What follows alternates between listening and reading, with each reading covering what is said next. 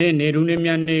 ဟိုကဗါရတော့ဒီဝါဆိုလာပြင်းနေသုတိယဝါဆိုလာပြင်းနေဆိုလိုက်တဲ့ခံရတော့အဲ့ဒီမှာတနာရီထိုင်2နာရီထိုင်တနာရီသီလရ2နာရီသီလရ9ပါးသီလလေးပေးမယ်လိုက်ဆုံးမယ်မယံဗန်းနေမယံဗန်းနေတန်တာရတန်တာရဘုဒ္ဓဒုက္ခရောဘုဒ္ဓဒုက္ခရောအာယမောဒနာထာယတဏိတဟ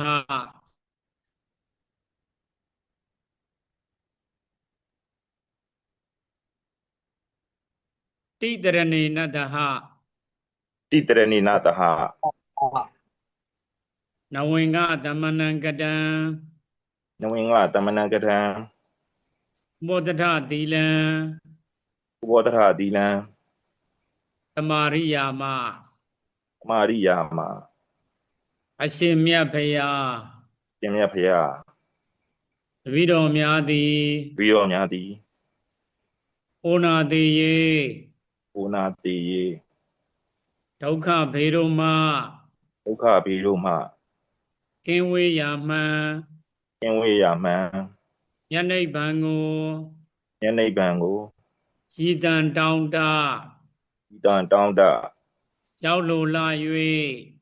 ရောက်လိုလာ၍ဖရာတရားဘုရားတရားတန်ခါအားဖြင့်သံဃာအားဖြင့်တရဏဂောတရဏဂုံသုံးပါးနှင့်တကွာသုံးပါးနှင့်တကွအင်္ဂါ9ပါးနှင့်အင်္ဂါ9ပါးနှင့်ပြည့်စုံသောပြည့်စုံသောသီလတော်မြတ်ကိုသီလတော်မြတ်ကိုကျင့်သုံးခံယူကျင့်သုံးခံယူဆောက်တည်ပါ၏တောက်တည်ပါ၏အရှင်မြတ်ဖရာရှင်မြတ်ဖရာတိတရဏိနတဟနဝင်္ဂသမဏံကတံဘောဓရသီလံဓမ္မံတရုကံကတဝါအပမဒေနတမ္မာဒိဋ္ဌာအမပန်နေပါအရှင်ဗျာ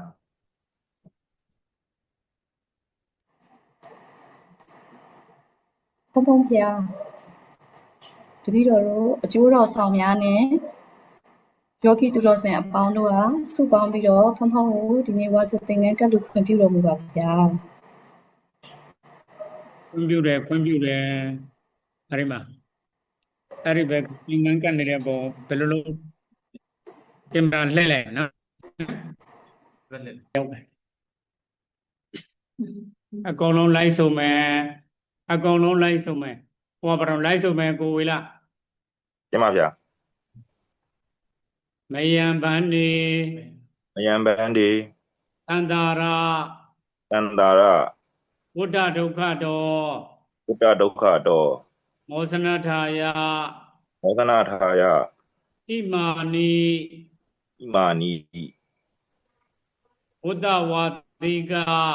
ဝတ္တဝါတိစိဝရာနိအာယတမန္ဒာနံ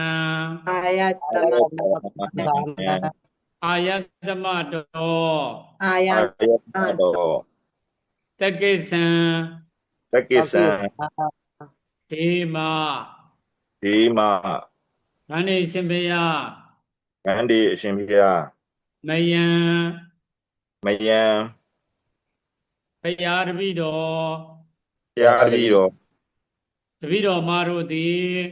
ပြီးတော်မာတို့သည်တန္တာရတန္တာရဝဋ္ဌဒုက္ခတောဝဋ္ဌဒုက္ခတောသန္တရာရိဟုသောသန္တရာဒီဟုသောဝဆင်းရဲမှဝဆင်းရဲမှမောစနထာယမောသနာထာယထွံ့မြောက်ပါရခြင်းထွံ့မြောက်ပါရခြင်းအကျိုးငါ၎င်းကျိုးငါ၎င်းနိဗ္ဗာန်တနိဗ္ဗာန်တနိဗ္ဗာန်ကိုသစ္စိကရဏထာယသစ္စိကရဏထာယမဲ့ဉဏ်မဲ့ဉဏ်ဘုဉဏ်တို့ဖြင့် လင်မြန်စွာ လင်းမြန်စွာ မျက်မှောက်ပြုပါရခြင်း မျက်မှောက်ပြုပါရခြင်း အကျိုးငါ၎င်း ကျိုးငါ၎င်း ဣမာနိ ဣမာနိ ဝတ္တဝါတိက ဝတ္တဝါတိက သီဝရာနိ ဣဝရာနိ ဧဝါဆိုသင်္ကန်း ဤဝါဆိုသင်္ကန်း ချိဖန ဤဖနက် ယတ်စသည်တို့ကို ရက်စသည်တို့ကို အာယတမတော် အာယတမတော် ကမ္မထံဆရာ ကမ္မထံစေရာ ဖြစ်တော်မူသော ဖြစ်တော်မူသော အရှင်ဘုရားအား ရှင်ဖျားအား တက္ကိသံ တက္ကိစံ ဥယုတေတေ ရိုရိုသေးသေး ဟေမ ဘေးမှ နိဗ္ဗာန်ကို နိဗ္ဗာန်ကို ကြီးမှန်းလျက် ဒီမှန်လျက် လူဒံ လူဒန်း စက္ကပ္ပါဤ သက္ကပ္ပါဤ အရှင်ဘုရား ရှင်ဖျား သာဓုပေါ်လိုက်ကြသာဓုသာ သာဓုသာဓုသာဓုပါရှင်ဗျာ ရပါဘူး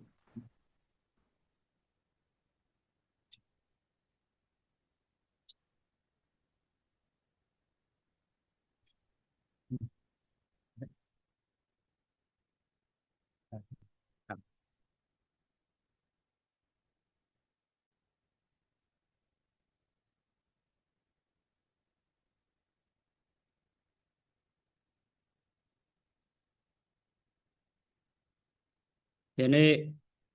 ကျင့်စဉ်တရားလည်းမဟောမီဝါဆိုလာပြည့်နေ့ဆိုလိုက်တဲ့ခါရောက်တော့ဝါဆိုလာပြည့်နေ့အကြောင်းလေး9ကြောင်းတော့အကျဉ်းချုပ်ပြောပြမယ်ဝါဆိုလာပြည့်နေ့ကအရိမနံပါတ်1နေရုနေမြတ်ကြီး9နေ့ဖြစ်တယ်ဝါဆိုလာပြည့်နေ့နံပါတ်1အရိမဂေါရမဖယားပရိသန္တိနေတော်နေတဲ့နံပါတ်2တောထွက်တော်မူတော်နေတဲ့နံပါတ်3အရိမဖယားဖြစ်လာပြီးတဲ့အခါရောက်တော့ဓမ္မမင်းကနေပြီးတော့ဖယားဒီလူနာပြမာတွေကိုတရားဟောဖို့ရာအတွက်ဓမ္မမင်းတောင်းပန်တော်မူတော်နေတဲ့နောက်တကဓမ္မစကြာတရားဟောကြားတော်မူတော်နေတဲ့နောက်တကနံပါတ်4အရှင်ကုန်းတင်ညသောတာပန်လူသားတယောက်ပေါ်ထွန်းတော်မူတော်နေတဲ့နောက်တကနံပါတ်5သံဃာယတဲ့အဲဒီကိုရေမီးပြရိယာတကူရိယာပြတော်မူတော်နေတဲ့နံပါတ်9အာဝရိန္ဒမမေတော်ဖြစ်ခဲ့ဘူးတဲ့တန်တုတိတနတ်သားကိုအကြည်မူပြုပြီးတော့နတ်ဇမာရီတသောင်းသောလောကဓကလာတဲ့နတ်ဇမာရီနတ်ပြည်ပြမပြည်အရိမနတ်ဒီအရိမအဘိဓမ္မာ9ကျမ်းဟောတော်နေတဲ့နေရုနေမြတ်ကြီး9နေ့ဖြစ်တယ်နောက်ရကအရိမဝါဆိုသင်္ကန်းကိုကတ်လိုက်တဲ့အတွက်ကြောင့်နေရုနေမြတ်နဲ့မှာဝါဆိုသင်္ကန်းကိုကတ်လိုက်တဲ့အတွက်ကြောင့်သောတာပန်နဲ့အလားတဏ္ဍထူးခြင်းနဲ့အပယ်လေးကိုမကြရောက်ခြင်းနဲ့ဝါဆိုသင်္ကန်းဆိုတာဝါရင်3လပတ်လုံးအရိမဝါမကျိုးအောင်ဘယ်သွားတော့ဝါပန်ပြီးမှသွားမန္တရိတ်တော့ဗမဲနဲ့သွားဝါကျိုးတဲ့အဲ့ဒီမှာဝါမကျိုးတော့အဲ့ဒီမှာ3လပတ်လုံးနေပြီးကြရောက်တော့ဒီသင်္ကန်းကိုဝိယုံသုံးဆွဲနေလိုက်တယ်အဲ့ဒါကိုဝတ္တဝါတိကဝါဆိုသင်္ကန်းလို့ခေါ်တယ်အဲ့ဒီကြရောက်တော့ဝါဆိုသင်္ကန်းကိုလူရန်လိုက်တဲ့အတွက်ကြောင့် အပယ်လေးပုံမကြရောက်ခြင်းသောတာပန်နဲ့အလားတဏ္ဍတူခြင်းအဲဒီမှာနောက်တကသင်္ကန်းလူရမြတ်ဒါနကြောင့်ဘဝရိုင်းဝယ်လှမျိုးကျွယ်လျက်တဲ့ဟောတယ်ဆင်းလာတရိုင်းရဤတဲ့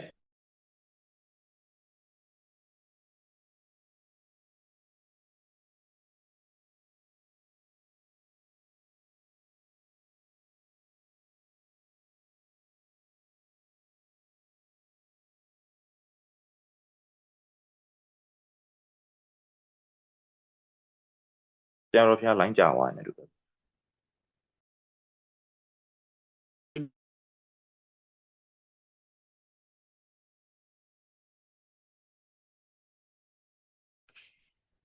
ရပြီအဲဒီမှာဘုဒ္ဓဆင်လာတရိုင်းရဤတဲ့ဟောသင်္ကန်းလူရမြတ်ဒါနကြောင့်ဘဝရိုင်းဝယ်လှမျိုးကျွယ်လျက်ဘုဒ္ဓဆင်လာတရိုင်းရဤတဲ့ဘုရားလက်ထက်တော်ကယန္တာအနုရုဒ္ဓမထေရမြတ်ကြီးရဲ့အဲဒီမှာသူ့ရဲ့သင်္ကန်းကဟောင်းနွမ်းနေတာတဲ့ဩငါရဲ့သင်္ကန်းကဟောင်းနွမ်းနေလိုက်တာအဲဒီမှာပန်းတကူသင်္ကန်းကောက်ရအောင်ပါပဲအဲဒီမှာအောက်မေ့နေလိုက်တဲ့ဆုံးဖြတ်ချက်ချထားလိုက်တဲ့ယန္တာအနုရုဒ္ဓမထေရမြတ်ကြီးကအဲဒီတည်းကရောက်တော့နတ်ပြည်မှာနတ်သမီးဖြစ်နေလိုက်တဲ့ပုဂ္ဂိုလ်ဇာလီဆိုတဲ့အမျိုးသမီးကနတ်သမီးကယန္တာအနုရုဒ္ဓမထေရမြတ်ကြီးရဲ့တတိယမြောက်ဘဝမှာဇနီးမယားဖြစ်ခဲ့တယ်တဲ့နတ်ပြည်ရောက်နေတာနတ်သမီးဖြစ်နေလိုက်တာဇာလီနတ်သမီးဖြစ်နေလိုက်တာအဲဒီမှာအဲဒီတည်းကရောက်တော့အနုရုဒ္ဓမထေရမြတ်ကြီးကသင်္ကန်းလိုနေတာသင်္ကန်းစလိုနေတာ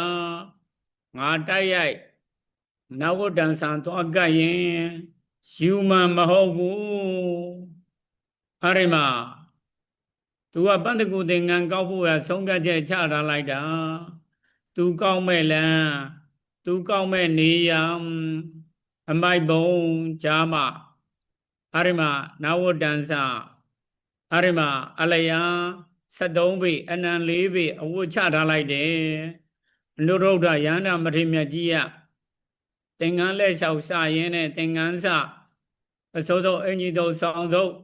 မိန်ဆုံးအဲ့ဒါတွေလည်းလျှောက်ရှာရင်းနဲ့အဝတ်စတွေလည်းလျှောက်ရှာရင်းနဲ့အဲ့ဒီအစကိုတွားတွေးလိုက်တယ်တဲ့တွားတွေးလိုက်တဲ့အခါရောက်တော့ဆွဲလိုက်တဲ့အခါမှာဒီဥစ္စာနဝတ္တန်သာအစကြီးပါလားအဲ့ဒီမှာအဲ့ဒါကိုသင်္ကန်းလှုပ်လိုက်တယ်တဲ့ဆိုလိုရင်းက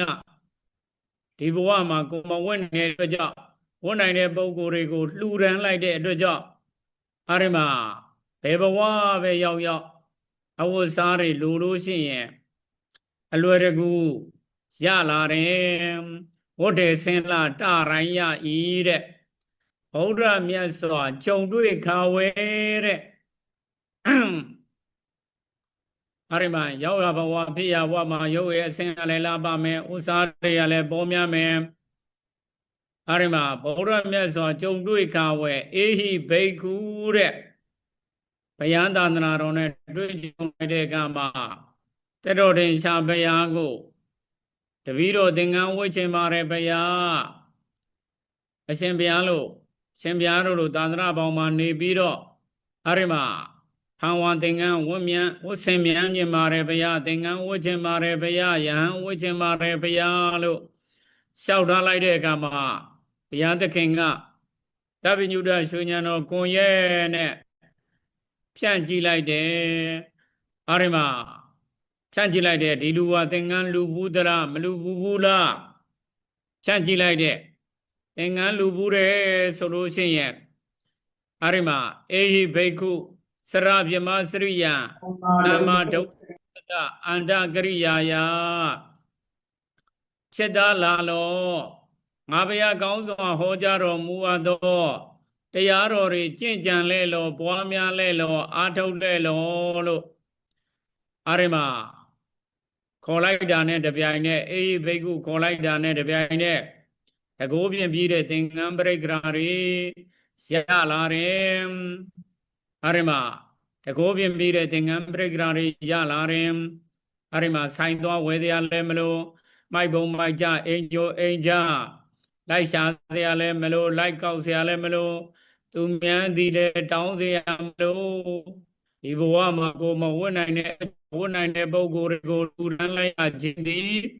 နောက်ပိတ်ဆုံးဘဝကိုဖို့ရပဲဖြစ်တယ်အဲ့ဒါကြောင့်မို့သင်္ကန်းလူရမြတ်ဒါနကြောင့်ဘဝတိုင်းဝယ်လှမျိုးကျွယ်လျက်ဘုဒ္ဓဆင်းလတာရိုင်းရဤတဲ့ဗုဒ္ဓမြတ်စွာကြုံတွေ့ခါဝဲတဲ့အေဟိဘိက္ခုယဟန်ပြု၍မလန်းဖို့ပေါက်နိဗ္ဗာန်ရောက်သည်တဲ့ဝမ်းမြောက်ပွေရာကြီးပါတကားတဲ့အဲ့ဒါကိုပြောပြတာဝါဆိုသင်္ကန်းကြောင့်လည်းပြောပြတယ်ဝါဆိုလာပြည့်နေရူနေမြတ်ကြောင့်လည်းပြောပြတယ်အဲ့ဒီမှာနောက်ရကကျင့်စဉ်တရားတွေဟောကြားပေးမှဖြစ်တယ်ဝါဆိုလာပြည့်နေမှာဘုရားသခင်ကဓမ္မစကြာတရားစဟောသလိုယနေ့မောင်တော်မြည်စဉ်တရားတွေကိုလည်းပဲအဲ့ဒီမှာဟောလန္ဒီယာကိုဝေလာအဲ့ဒီမှာမနီလာဝင်စသောဘောလန္ဒီယာများနဲ့အဲ့ဒီမှာယောဂီအပေါင်းတွေကနေစလိုက်တဲ့ကံရောက်တော့အဲ့ဒီမှာအကုန်လုံးအဲ့ဒီမှာမြည်စဉ်တရားတွေကိုစတင်လဲပတ်တယ်အဲ့ဒီမှာဓမ္မစကြာဟောတော်နေ့မှာအဲ့ဒီမှာဓမ္မကတရားစက္ကန့်ကဆက်ဩဒနာကလဲတာဓမ္မစကြာတရားတွေလဲသလိုအဲ့ဒီမှာယနေ့လည်းပဲမောင်းတော်မြည်စဉ်တရားတွေကိုစတင်လဲပတ်တော့တာပဲဖြစ်တယ်အဲ့ဒီကံရောက်တော့အဲ့ဒီမှာတရားမထိုင်မီမှသီလယူခြင်းကိစ္စလည်းပြီးတော့တဲ့ကံရောက်တော့အပြစ်ရှိသမျှတောင်းမှရမယ်တတန္တရာလုံးဘယ်သူမှမပြောဆိုနိုင်ဘူးဘုရားတွေပေါ်ပိစိကဗုဒ္ဓတွေပေါ်ယဟန္တာတွေပေါ်သောတာပန်တဂရကံအနာကံအရိယပုဂ္ဂိုလ်တွေပေါ်ဆရာသမားတွေပေါ်ခင်မွန်ကြီး7ပါးတို့ပေါ်ကာယကံနဲ့တော်ရကောင်းဝစီကံနဲ့တော်ရကောင်းမနောကံနဲ့တော်ရကောင်းပြမခဲ့ရင်ပြမခဲ့မယ်ပြမခဲ့လို့ရှိရင်ထိုအပြစ်တွေမှာပျောက်ပါစေခြင်းအကျိုးငါတိကံခွင့်လို့ဖို့ရာခြေအေးဖို့ရာတောင်းပါရမယ်ရှေးတုန်းကလည်းပဲအရိမပါရဇိကံထကရာထဲမှာယဟန်တပါးတဲ့ဆရာတော်တပါးတဲ့အရိမတပည့်တပါးတဲ့အရိမနန္ဒခင်ဆုံးကံကြွတယ်တဲ့ဆုံးကံကြွတော့ရွာနဲ့အရိမဆုံးကံနဲ့ရွာနဲ့ကျောင်းနဲ့ဝေးတော့ဆရာတော်ကရွာတွေကထင်းပုံပေါ်မှာနဲ့ကြလာလိုက်တဲ့ဆွန်ဟင်းကိုတဲ့အဲ့ဒါဖုံးပေးတယ်တဲ့အဲ့ဒီမှာအိုက်ကစားလို့မို့ဖုံးပေးတယ်တဲ့အဲ့ဒါကိုနောက်ကယဟန်ကအဲ့ဒီမှာပြစ်မာတယ်တဲ့ပြစ်မာလိုက်တဲ့ခံရတော့ဖုံးပေးတဲ့ယဟန်ဆရာတော်ကနောက်ကယဟန်ကိုမေးတယ်ငါရှင်သာသနာတော်မှာ600တရားရပြီလားလို့မေးလိုက်တဲ့တပည့်တော်သောတာပန်မှာဘုရားရှေ့ဆက်အာမထုံနဲ့လို့ပြောလိုက်တဲ့နောက်ကဦးစင်းတပည့်ကတိလိုက်တဲ့ဩငါခုနကသူ့ကိုထင်းပုံပေါ်မှာစွန်ပုံပေးတာစိတ်တွေကနေပြစ်မှားမိလိုက်တာသူ့ကိုငါပြစ်မှားမိလိုက်တာငါအပြစ်ဖြစ်သွားပြီအရှင်ဘုရားတပည့်တော်အရိမပြည့်ရှိသမျှဒီကံခွင့်လွတ်တော်မူပါဘုရားကြည်အေးတော်မူပါဘုရားလို့လျှောက်ထားလိုက်တဲ့အခါမှာအေးအရိမဆက်ပြီးတော့အာထုံလို့ပြောလိုက်တဲ့ရှေ့ကကြွတဲ့ဘုန်းကြီးဆုံးပုံပေးတဲ့ဘုန်းကြီးကယဟန္တာနောက်ကတပည့်ကသောတာပန်အဲ့ဒါကြောင့်မို့ဘယ်သူမှမပြောဆိုနိုင်ဘူးတတန္တရာလို့ကိုရောသူရောကာယကံနဲ့တော်ကောင်ဝစီကံနဲ့တော်ကောင်မနောကံနဲ့တော်ကောင်ပြမခဲ့ရင်ထိုပြစ်တွေမှာပျောက်ပါစေခြင်းကျုံငါသိကံကုလို့ဖို့ရာကြည်အေးဖို့ရာတောင်းပါရမယ် နောက်တကဘုရားဆူဆူနဲ့ဆရာသမားတွေကိုလည်းပဲခန္ဓာ၅ပါးယုံနာတရားတွေအနန္တလူရန်ရမယ်အဲ့ဒီလိုပြည့်စုံသမျှလည်းတောင်းမှမှခန္ဓာကိုယ်လည်းအနန္တလူရန်မှသာလျင်တရားအတိုင်းတဲ့ကမှာချောချောမောမောအစဉ်ပြေမယ်ချောချောမောမောအစဉ်ပြေကြလေအောင်စိတ်အားထက်သန်စွာလိုက်ဆိုမယ်အရှင်ဘုရား ရှင်ဖေယ ဘုရားတပည့်တော်တို့သည် ရာတပည့်တော်တို့သည် ဘုရား ဖေယ ပစ္စေကဗုဒ္ဓ ဣတိကဗုဒ္ဓ ယဟန္တာ ယဟန္တာ အရိယာအပေါင်း ရိယပေါင်း သူတော်ကောင်းပေါင်းတို့ပေါ်၌တော်၎င်း ဘောပေါင်းအပေါင်းတို့ပေါ်၌တော်၎င်း နိဗ္ဗာန်ရောက်ကြောင်း နိဗ္ဗာန်ရောက်ကြောင်း တရားကောင်းကို တရားအကောင်းကို တွင်သင်ပြတာ သင်ပြတာ ဆုံးမပေဒနာတော်မူသော သုံးမပေးသနာတော်မူသော ဆရာသမားတို့အပေါ်၌တော်၎င်း ဆရာသမားတို့အပေါ်၌တော်၎င်း ခင်မွန်ကြီး ခင်မွန်းကြီး ဆေဘာတို့၏အပေါ်၌တော်၎င်း တေဘာတို့၏အပေါ်၌တော်၎င်း အစမထင် သမထင် အန္တရာတခွင်မှစ တန္တရာတခွင်မှစ ၍ယနေ့အချိန်ထိအောင် ၍ယနေ့အချိန်ထိအောင် ကာယကံ ကာယကံ ဝစီကံ သတိကံ မနောကံတို့ဖြင့် နောကံတို့ဖြင့် ပြစ်မှားမိသော မာမိသော အပြစ်များရှိပါက ပြင်များရှိပါက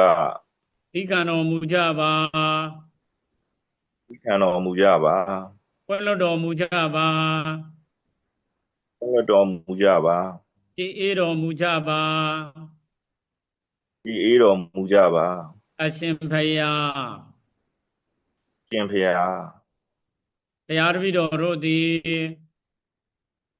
ဘုရားတပည့်တော်တို့သည် ကင်္ဂဝါလူ ဂင်္ဂဝါလူ တေစုမက တဲစုမက ပွင့်တော်မူကြကုန်ပြီးသော ပွင့်တော်မူပြီးကြကုန်သော ဘုရားစုစုတို့အား၎င်း ဘုရားအဆူဆူတို့အား၎င်း နိဗ္ဗာန်ရောက်ကြောင်း နိဗ္ဗာန်ရောက်ကြောင်း တရားကောင်းကို တရားကောင်းကို တွင်သင်ပြတာ တွင်သင်ပြတာ ဆုံးမပေဒနာတော်မူသော သုံးမပေးသနာတော်မူသော ဘုရားသမားတို့အား၎င်း တရားသမားတို့အား၎င်း ဘုရားတပည့်တော်တို့၏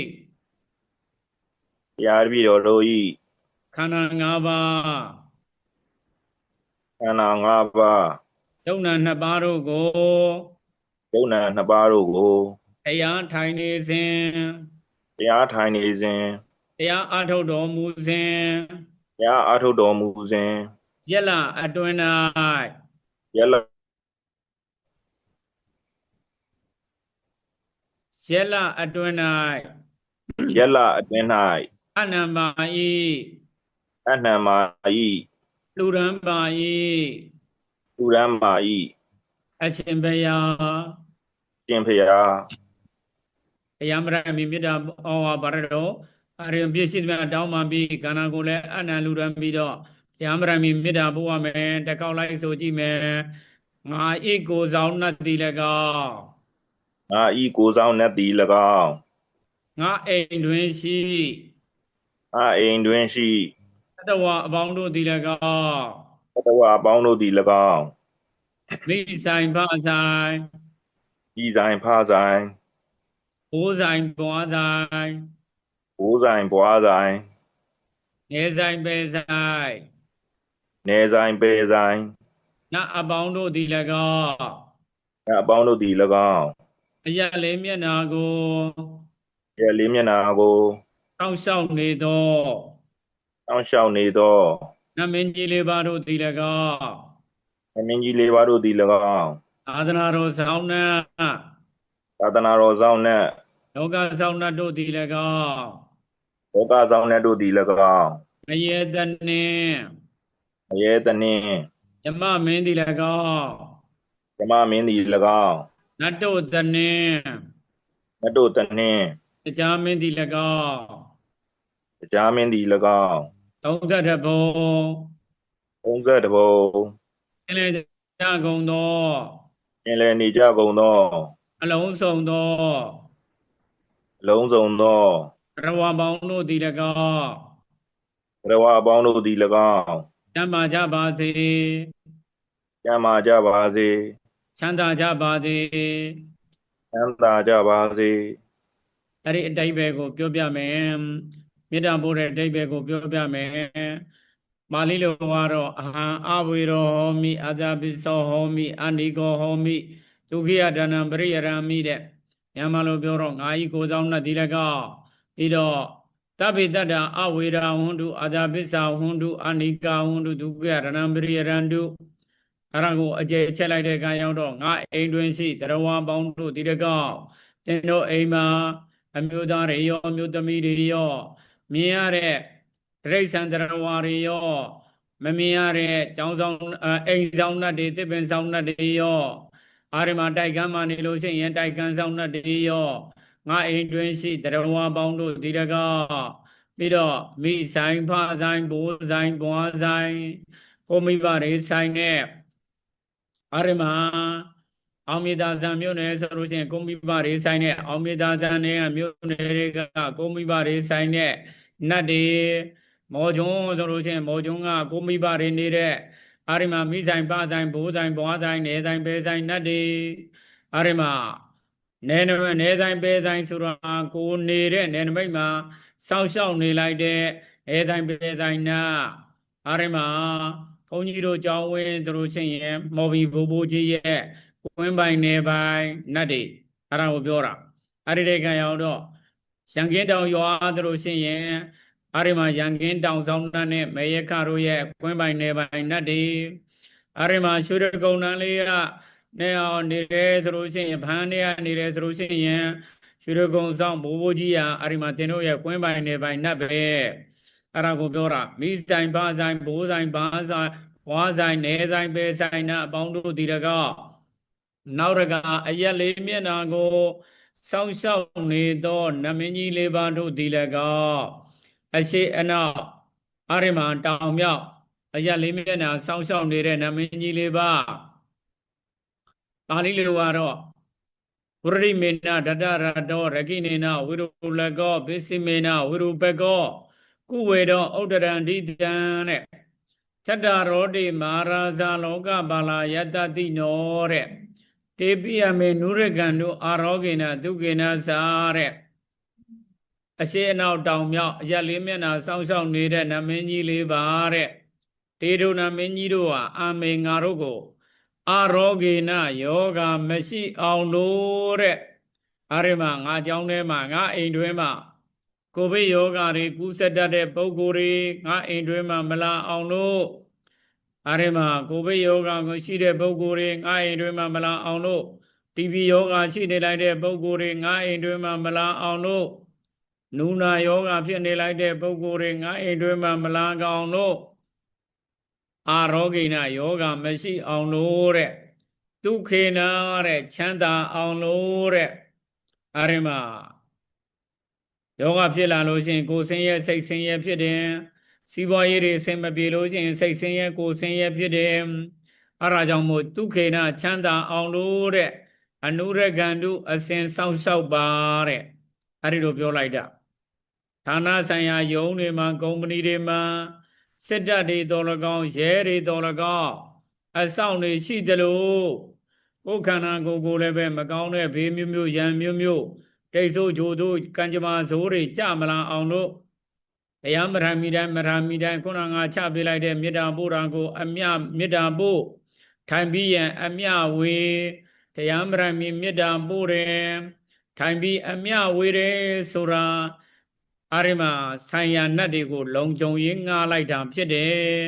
ဆိုင်ရာနတ်တွေကိုလုံခြုံရေးငှားလိုက်တာအဲ့ဒီတဲ့ကံရောက်တော့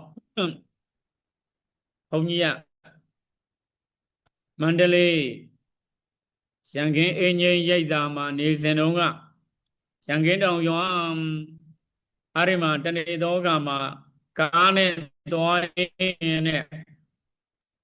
အဲ့ဒီမှာကားတိုက်တော့မလို့ဖြစ်သွားလိုက်တယ်ဟာသွားပြီတိုက်တော့မှာပဲရုံတော့မှာပဲအဲ့ဒီမှာဒီတော့ကားတိုက်တော့မှာပဲရုံတော့မှာပဲအောက်မိတ်နေလိုက်တယ်အဲ့ဒီချိန်မှာဆိုင်ရနတ်ကခွေလာကင်ပြီးတော့မတိုက်အောင်အဲ့ဒီမှာဆိုင်ရနတ်ကကူပြီးတော့မောင်းတဲ့ဒရိုင်ဘာကောင်လေးကိုကူမောင်းပေးလိုက်တယ်မတိုက်တော့ဘူးဖြစ်တယ်မယောရတော့ဘူးဖြစ်တယ်အဲ့ဒါကြောင့်မို့အဲ့ဒီမှာတရားမထိုင်ပြီးမေတ္တာပို့တယ်တရားထိုင်ပြီးအမြဝေတယ်ဆိုတာဆိုင်ရနတ်တွေတကူကြည့်တဲ့နတ်တွေကိုလုံခြုံရေးငားတာပဲဖြစ်တယ်အဲ့ဒီမှာအရာလေးမျက်နာကိုစောင့်ရှောက်နေသောနမင်းကြီးလေးပါတို့ဒီတကောက်သာသနာတော်ဆောင်းနာလောကသောနတ်တို့ဒီတကောက်ငရဲတနှင်းယမမင်းဒီတကောက်နတ်တို့တနှင်းတရားမင်းဒီတကောက်သုံးတရပုံကျင်ကြဂုံသောတရဝါပေါင်းတို့ဒီတကောက်ချမ်းသာကြပါသည်ချမ်းသာကြပါသည်အရိပိုက်ကထိုင်ငံဤတိုင်းမေတ္တာပို့ထိုင်ပြီးတိုင်းအမြဝေအရိပါနောက်တကတင်မလင်ထိုင်မုံထိုင်နီးကတော့တင်မလင်ခွေကထိုင်နေပါတဲ့ခါကိုဖြောက်စွာထားတဲ့တရားထိုင်တဲ့ကမှာတင်မလင်ခွေထိုင်တဲ့ခါကိုဖြောင်းဖြောင်းမမထားတဲ့အမျိုးသားတွေတန်ဃာတော်တွေအာရမတင်မလင်ခွေထိုင်မြို့သမီးရောက်တော့မြို့သမီးထိုင်သူတို့ထိုင်ကျမ်းမာရေးမကောင်းတဲ့ပုဂ္ဂိုလ်ကိုပြောတော့ကိုယ်တိုင်တတ်သူတို့ထိုင်တင်မလင်ခွေကထိုင်နေပါခါကိုဖြောင်းစွာထားတဲ့အိမ်မငိုက်အောင်လို့တဲ့ခါမနာအောင်လို့တဲ့ခါကိုဖြောင်းဖြောင်းမမလေးထားတဲ့တင်မလင်ခွေကထိုင်နေပါခါကိုဖြောင်းစွာထားတဲ့မလုတ်အိန္ဒြေတဲ့ငြိမ်ငြိမ်နေစိတ်တွေမလွင့်ပါတဲ့တရားထိုင်တဲ့အခါမှာတဲ့ခန္ဓာကိုယ်ကိုမလုတ်နေတဲ့ငြိမ်ငြိမ်သက်သက်တရားထိုင်တဲ့ငြိမ်ငြိမ်သက်သက်တရားထိုင်တဲ့မလုတ်နဲ့အဲ့ဒီမှာမလုတ်အောင်ကလည်းပဲတရားမထိုင်မီမှာ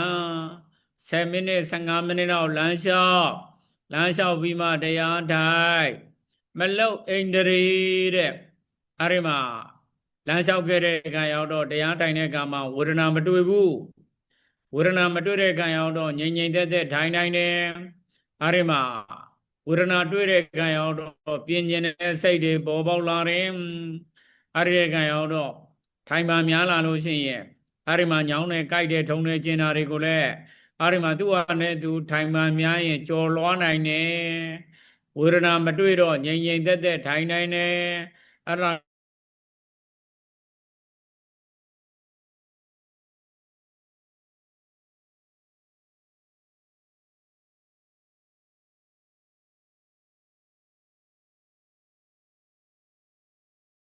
ခေါင်းတဲ့ပါအရန်သွားပွားတဲ့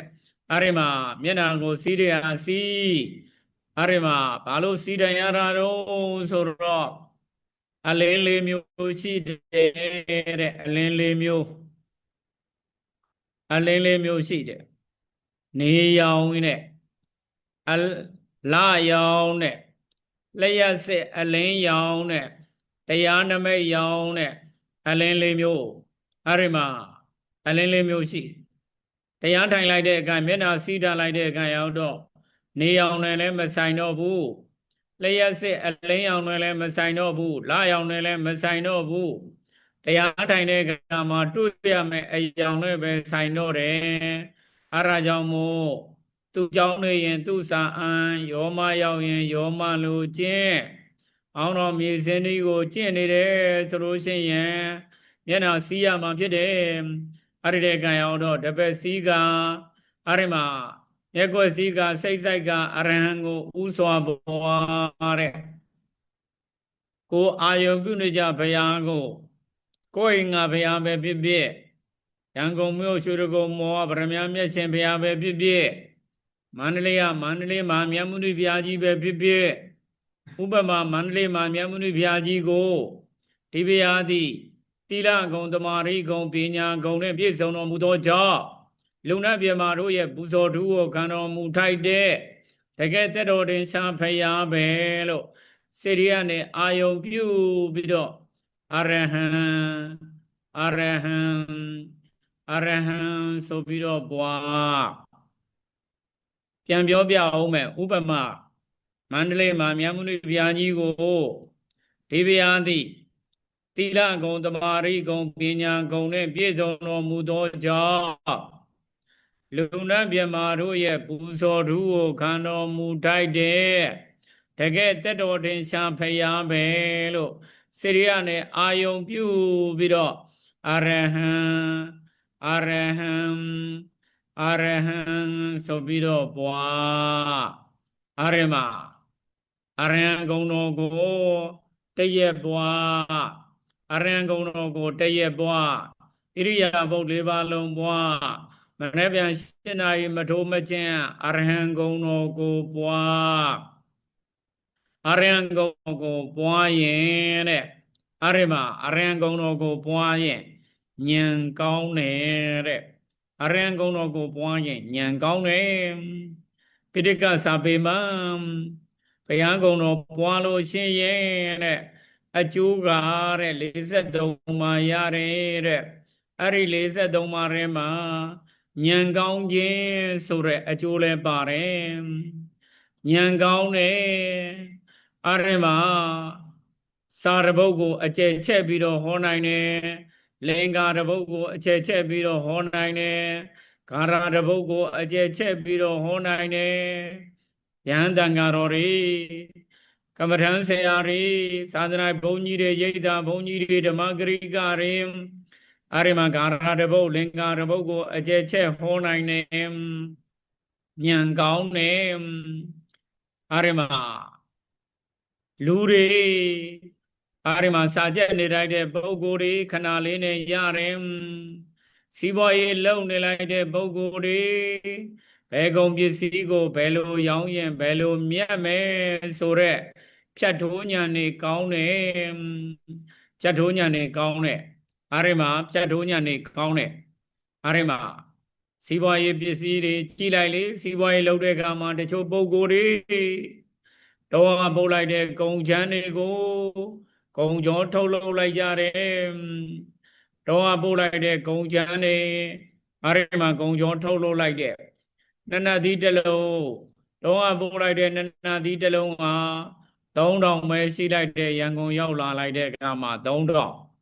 အရိနနသီးတစ်လုံး3000ကိုငါ1000နဲ့လောက်တရမယ်2000နဲ့လောက်တရမယ်နန္ဒတိတလုံးကိုမြင်လိုက်တာနဲ့တပြိုင်နက်အရိမချောရီပဲလှုပ်လို့အရိမဆေးပဲပေါ်ပေါ်အရိမနန္ဒတိနဲ့ဝတာနဲ့ပဲချက်နန္ဒတိနဲ့ချက်သားနဲ့ပဲချက်အရိမလေးဆေးပဲပေါ်ပေါ်အရိမဒီတော့ပို့လိုက်တဲ့နန္ဒတိ3000တန်ကိုငါ2000နဲ့လောက်တတ်ရမယ်3000နဲ့3000နဲ့လောက်တတ်ရမယ်အဲ့ဒီလိုဉာဏ်ပညာရှိရမယ်ကုသိုလ်ပြုရင်ဉာဏ်ပွင့်လင်းတဲ့လက်ငင်းချမ်းသာကြပါစေတဲ့အရိမကုသိုလ်ပြုရင်အရိမတရားထိုင်နေဆိုတော့ကုသိုလ်ပဲဖြစ်တယ်အရဟံဂုဏ်တော်ပွားတာလည်းပဲကုသိုလ်ပဲဖြစ်တယ်အရိရေကရောက်တော့ကုသိုလ်ပြုရင်ဉာဏ်ပွင့်လင်းတဲ့လက်ငင်းချမ်းသာကြပါစေဘယ်လိုလုပ်ရင်ဘယ်လိုပိုက်ဆံရမယ်ဆိုရက်ဖြတ်ထိုးဉာဏ်နေကောင်းရမယ်တဲ့ကြည့်လိုက်လေအရိမရှေးတုန်းက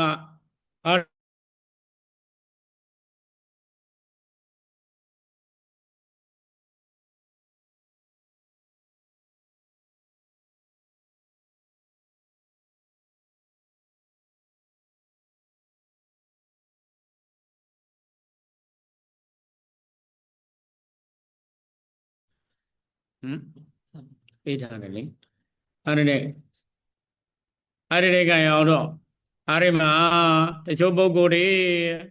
အရိမပိုက်ဆံရှာတတ်တယ်စီတို့မိုင်နိုင်တန်းကြည့်လိုက်လေပိုက်ဆံရှာတတ်တဲ့ပုဂ္ဂိုလ်တွေဓာတ်စီဆိုင်ကြီးဒီဇယ်ဆိုင်ကြီးအရိမစီဆိုင်ဖွင့်ပြီးတော့စီတဲ့လိုပိုက်ဆံရတာကတစ်မျိုးစားတောက်ဆိုင်ဖွင့်လို့ပိုက်ဆံရတာကတစ်မျိုးအရိမဘယ်လိုနေရာမျိုးမှာဘယ်လိုပိုက်ဆံရအောင်ရှာရမလဲ ဖြတ်ထိုးဉာဏ်နေကောင်းတယ်အဲ့ဒါကြောင့်မို့ကုသိုလ်ပြုရင်ဉာဏ်ပွင့်လင်းတဲ့လက်ငင်းချမ်းသာကြပါစေတဲ့အဲ့ဒီမှာစီးပွားရေးလုပ်နေလိုက်တဲ့ပုဂ္ဂိုလ်တွေဘယ်လိုပိုက်ဆံရမလဲဆိုတာဖြတ်ထိုးဉာဏ်နေကောင်းတယ်အဲ့ဒါကြောင့်မို့ကုသိုလ်ပြုရင်ဉာဏ်ပွင့်လင်းလက်ငင်းချမ်းသာကြပါစေအရဟံဂုဏ်တော်ကိုပွားရင်ဉာဏ်ကောင်းခြင်းဆိုတဲ့အကျိုးတွေရမှာဖြစ်တယ်နောက်တစ်ခါအဲ့ဒီမှာရိတ်တာလာထိုင်မှတရားထိုင်ရတာမဟုတ်ဘူးသင်တို့အိမ်ထဲမှာဘုရားကမှာပဲဖြစ်ဖြစ်အိမ်ခန်းမှာပဲဖြစ်ဖြစ်တရားထိုင်နေတယ်တရားထိုင်နေတယ်ဆိုလို့ရှိရင်သင်တို့အိမ်ကဘုရားကလေးကရိတ်တာဖြစ်နေတာပဲသင်တို့အိမ်ကအိမ်ခန်းလေးကရိတ်တာဖြစ်နေတာပဲဘာလို့ရိတ်တာဖြစ်တာတုံးဆိုလိုက်တဲ့ခံရောက်တော့အသမရင်တန္တရာကပါလာခဲ့တဲ့လောဘဒေါသမောဟကိလေသာကောက်ပင်တွေကိုအခုအရဟံဂုဏ်တော်ပွားနေတယ်ဆိုတာသမထဒဇင်နဲ့ရိုက်နေလို့မို့အရာတင်တို့အိမ်ကဘုရားကံပဲဖြစ်ဖြစ်အိတ်ခံပဲဖြစ်ဖြစ်ကိုယ်တိုင်တဲ့နေရာလေးသိရိုက်တာဖြစ်နေတယ်အရာကြောင့်မို့အသမရင်တန္တရာကပါလာခဲ့တဲ့အဲ့ဒီမှာလောဘဒေါသမောဟကိလေသာကောက်ပင်တွေကိုအဲ့ဒီမှာဗုဒ္ဓနုတ္တိဆိုတဲ့သမထဒဇင်ကိုယ်ဆောင်ကမ္မဋ္ဌာန်း၄ပါးမရဗံရောက်တော့မေတ္တာဆိုတဲ့သမထဒဇင်နောက်တရက်ရောက်တော့တရက်စီသင်္ကန်းစာတရက်စီဗုဒ္ဓနုတ္တိတရက်မေတ္တာကမ္မဋ္ဌာန်းတရက်သေခြင်းတရားတရက်အဲ့ဒီလိုသမထဒဇင်နောက်တကအာနာပါန10ရက်လောက်အဲ့ဒီမှာအာနာပါနဒဇင်သမထဒဇင်နဲ့ရိုက်လိုက်မယ်ဝိပဿနာရောက်တော့ဝိပဿနာဒဇင်နဲ့ရိုက်လိုက်မယ်ဆိုလို့ရှိရင်တရားမှတ်နေတယ်ဆိုတာကိလေသာကောက်ပင်တွေကိုသမထဒဇင်ဝိပဿနာဒဇင်နဲ့ရိုက်နေလိုက်တဲ့အတွက်ကြောင့်သင်တို့အိမ်ကအိမ်ခံလေးပဲဖြစ်ဖြစ်ဘုရားခံလေးပဲဖြစ်ဖြစ်တိုက်ခံလေးပဲဖြစ်ဖြစ်အရာရိတ်တာဖြစ်နေတယ်အရာကြောင့်မို့အရာပြောပြတာဖြစ်တယ်အရိကရောက်တော့အရိမှာတရက်ကိုထိုင်နိုင်တလောက်ထိုင်အရိမှာကဘာကျော်ချမ်းသာတဲ့ဤလိုမက်ကအရိမှာမချမ်းသာခင်ကလည်းပဲတရက်ကို10နာရီအလုံးလုံးတယ်တဲ့ချမ်းသာလာတော့လည်းပဲတရက်ကို10နာရီအလုံးလုံးတယ်တဲ့ကိုယ်အိမ်မှာနေလို့ရှိရင်ဖုံးပွင့်နေမဲ့တူတူအဲ့ဒီမှာတရားထိုင်လိုက်တာအကျိုးရှိတယ်အကျိုးရှိလိုက်တဲ့ကံရောက်တော့မောင်းတော်မြေစင်တော်ဆရာတော်ဘုရားကြီးကကိုယ်နေတော့ကိုရတဲ့ဗျာတဲ့ကိုလုံအားကကိုရတဲ့ဗျာတဲ့ကိုကြိုးစားမှကိုရမှာဖြစ်တယ်အဲ့ဒီမှာကိုအိမ်မှာကိုဟာကိုအချိန်ရတဲ့လောက်ထိုင်အဲ့ဒီမှာအချိန်ရတဲ့လောက်ထိုင်အလောတဆခရီးသွားရလဲပဲသွားရင်လာရင်နဲ့တရားမှအဲ့ဒီတဲ့ကရောက်တော့ကိုမှတ်တာကိုကုသိုလ်ပဲဖြစ်တယ်မောင်းတော်မြေစင်တော်ဆရာတော်ဘုရားကြီးကကိုနေတော့ကိုရတဲ့ဗျာတဲ့ကိုလုံအားကကိုရတဲ့ဗျာတဲ့ကိုကြိုးစားမှကိုရမှာဖြစ်တယ်အဲ့ဒီမှာမောင်းတော်မြေစင်တရားထိုင်လို့ရှိရင်အပြင်မှာအလောက်လောက်တဲ့ပုဂ္ဂိုလ်တွေ2000ရ3000ရကိုလုံအားကကိုရသလိုမောင်းတော်မြေစင်ကိုတရားထိုင်ရင်တလတရားထိုင်ရင်ခရားပူရခြင်းကျမ်းမာရေးကောင်းခြင်းတိတ်ဘဝတွေမြင်ရခြင်းခန္ဓာဖြစ်ဖြစ်မြင်ရခြင်းဆိုရက်လောကကောင်းကောင်းရမယ်လောကကောင်းကောင်းရဖို့ရအတွေ့တရားတွေကိုအရိမှာကြိုးစားပန်းစားမှတ်ရမှာပဲဖြစ်တယ်အရိဓမ္မသာလည်းလောကကောင်းကောင်းရမှာဖြစ်တယ်တရားကတော့ဒီလောက်ပါပဲဤတရားတော်ကိုနာကြားရလိုက်တဲ့ဓမ္မတော်နာကုသိုလ်ကံစေတနာဆောင်ထိန်ချလိုက်တဲ့သီလကုသိုလ်ကံစေတနာကျင့်ကြံကြိုးစားပွားများအထောက်ချလိုက်တဲ့ဘာဝနာမယကုသိုလ်ကံစေတနာဤစေတနာပေါင်းစုမြတ်ကောင်းမှုတွေကြောင့်မအိုရမနာရမသေးရဒုက္ခခတ်သိမ်းတို့မှာခြုံငိမ့်နေရဖြစ်သောမဘုနိဗ္ဗာန်ကိုလွယ်ကူသောအကျင့်လျင်မြန်သောအသိဉာဏ်တို့ဖြင့်ရှားလွယ်ရောက်လွယ်မျက်မှောက်ပြုလွယ်နိုင်ကြပါစေကုန်သတည်းဆရာတော်ပြပေးရဆိုနေပြရပါလို့ရှင်ဗျာပြန်လက်သက်ရှိတယ်ယောဂီသူတော်စင်ပေါင်းတို့ခင်ဗျာအခု10မိနစ်အတိတ် ယောဂီသူတော်စင်ပေါင်းတို့ခင်ဗျာယခုစုပေါင်းတရားထိုင်ရမယ့်အစီအစဉ်ဖြစ်ပါတယ်ခင်ဗျာ10မိနစ်အတိတ်ထန်တင်ပြီးထိုင်ရမှာဖြစ်တဲ့အတွက်မျက်လုံးများစီးပြီးကင်မရာများဖွင့်ပြီးတော့ဆရာတော်ဒီနေ့ပေးလိုက်တဲ့ကမ္မထံအတိုင်းတရားရှုမှတ်ပေးကြပါရင်ပညာပါစီခင်ဗျာမိုင်များကိုတော့ပိတ်ထားပေးကြပါခင်ဗျာ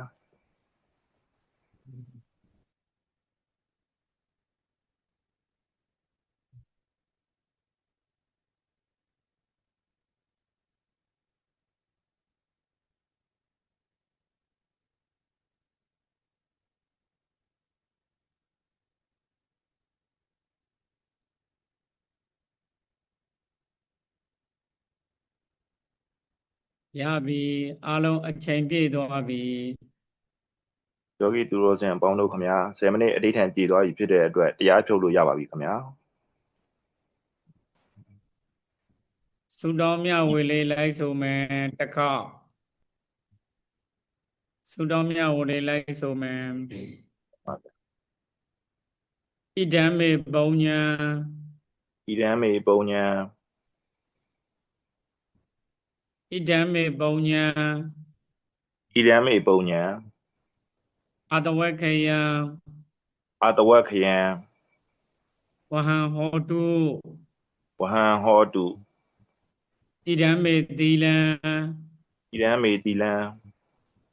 နိဗ္ဗာနတ နိဗ္ဗာနတ ပစ္စယော ပစ္စယော ဟောတု ဟောတု ဗန္ဒေရှင်ဘုရား ဗန္တိရှင်ဖျား မေအမကံ နေအမာကံ ယာတပိတော်တို့ဤ တရားတပည့်တော်တို့၏ ဣဒံပုံညာ ဣဒံပုံညာ ယနေ့ယခု ယနေ့ယခု ပြုလုပ်အပ်သော ပြုလုပ်အပ်သော ကုသိုလ်ကောင်းမှု ကုသိုလ်ကောင်းမှု အဆုစုသည် စုစုသည် နိဗ္ဗာနတ နိဗ္ဗာနတ သင်္ယခတ်သိ သင်္ယခတ်သိ ထုတ်ပြငြိမ်းရာဖြစ်သော တုတ်ပြည့်ငြိမ်းရာဖြစ်သော နိဗ္ဗာန်ဤ နိဗ္ဗာန်ဤ ပစ္စယော ပစ္စယော ညာကြောင့်ရောက်ကြောင်း ရာကြောင်းရောက်ကြောင်း ထောက်ပံ့ကောင်းသည် ထောက်ပံ့ကောင်းသည် ဟောတု ဟောတု ဖြစ်ပါစေသာ ပြပါစေသာ အရှင်မြတ်ဘုရား ရှင်မြတ်ဖျား ဣဒံ ဣဒံ ပုံညဘာကံ ပုံညဘာကံ ယနေ့ယခု ယနေ့ယခု ပြုလုပ်အပ်သော ပြုလုပ်အပ်သော ကုသိုလ်ကောင်းမှု ကုသိုလ်ကောင်းမှု အဆုစုတို့ဤ သူစုတို့ဤ အဘောဘာကကို ဟောဘာကကို သဗ္ဗတ္တနာ သဗ္ဗတတ္တာနံ ငါဤကိုယ်ဆောင်နှင့်အား၎င်း အာဤကိုယ်ဆောင်နှင့်အား၎င်း ငါအိမ်တွင်ရှိ ငါအိမ်အတွင်းရှိ တတ္တဝါပေါင်းတို့အား၎င်း တတဝါပေါင်းတို့အား၎င်း မိဆိုင်ဖဆိုင် ဤဆိုင်ဖာဆိုင် ဘိုးဆိုင်ဘွားဆိုင် ဘိုးဆိုင်ဘွားဆိုင် အဲဆိုင်ပဲဆိုင် နေဆိုင်ပေဆိုင် ငါအပေါင်းတို့အား၎င်း အပေါင်းတို့အား၎င်း အယက်လေးမျက်နာကို ရလေးမျက်နာကို တောင်းလျှောက်နေသော တောင်းလျှောက်နေသော အမင်းကြီးလေးပါးတို့အား၎င်း အင်းကြီးလေးပါးတို့အား၎င်း အန္တရာတော်ဆောင်နှင့် သာသနာတော်ဆောင်နှင့် လောကဆောင်နှင့်တို့အား၎င်း လောကဆောင်နှင့်တို့အား၎င်း အယေတနှင့် အယေတနှင့် ယမမင်းအား၎င်း ဓမ္မမင်းအား၎င်း နတ်တို့တနှင့် မတို့တနှင့် တရားမင်းအား၎င်း ဂျာမင်းအား၎င်း 30ဘုံ 30ဘုံ ကျင်လည်ကြကုန်သော ကျင်လည်ကြကုန်သော အလုံးစုံသော လုံးစုံသော ရဝပေါင်းတို့အား၎င်း တဝါပေါင်းတို့အား၎င်း ဒီမှာ ဒီမှ အမြအမြ မြအမြ အမြအမြ မြအမြ အမြအမြ မြအမြ ဧဝေငှပါကုန်၏ ဝေငှပါကုန်၏ အရှင်ဘုရား ရှင်ဖေယား ကဲအမြဝေလိုက်အားလုံးကြာကြာ အ သ လုံး မျှ ကြာကြာ အ သ မြဲ မျှ အလုံးကြားကြားသမျှရှိရှိသမျှကုသိုလ်အမြအမြအမြယူတော်မူကြပါကုန်လော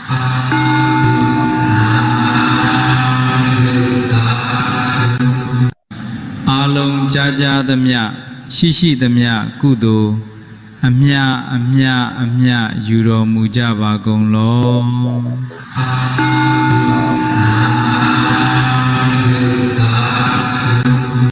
အလုံးကြားကြားသမျှရှိရှိသမျှကုသိုလ်အမြအမြအမြယူတော်မူကြပါကုန်လော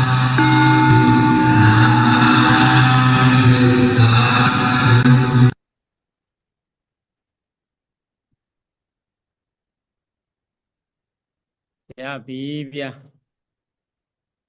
ရှင်ပါဗျာ မြစ်တောင်ကတော့ကြေသွားပြီဗျာ